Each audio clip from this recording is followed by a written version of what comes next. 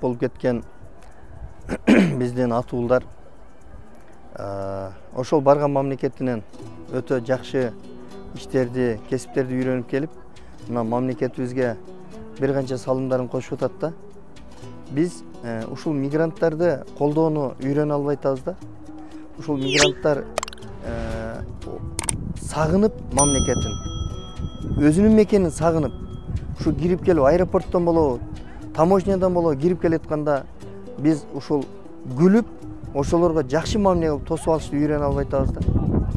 Биз ошолорду мындай кандай десем, бир душман катары тосуп алгандай мамиле болгон учурлар болуп атат. Мен чет өлкөгө көп учам.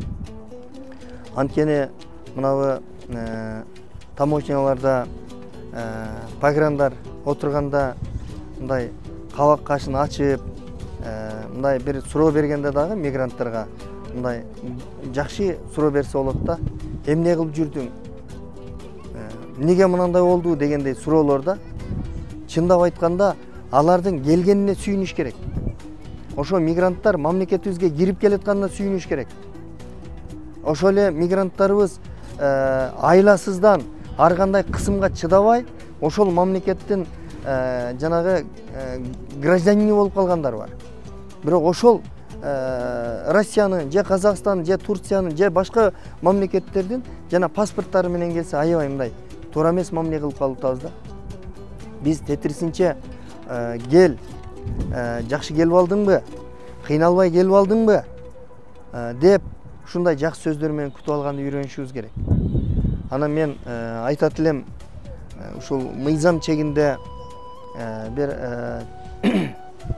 ушул мигрант болуп чыгып кетип аткан атуулдарыбызга бир ушул жанагы поездга чыкканда же самолетке чыкканда посадочный берилгенде ошого кошулган бир барак кат берилсе депчи.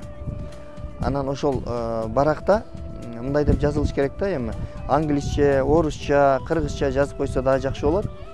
Мындай деш керек да: урматтуу мекендеш, сизге ак жол тилейбиз. Жакшы барып, ийгиликтүү келиңиз. Сизди ыйык мекенибиз Кыргызстан күтөт деп жазып койсо, орус окуп алса дагы жүрөгү тыз этет. Менин мекеним ушул жер деп. Башка тилдүүлөр окуса дагы жүрөгүндө бир менин мекеним бар, менин Кыргызстан деген мекеним бар деп бир сезим пайда болот эле да.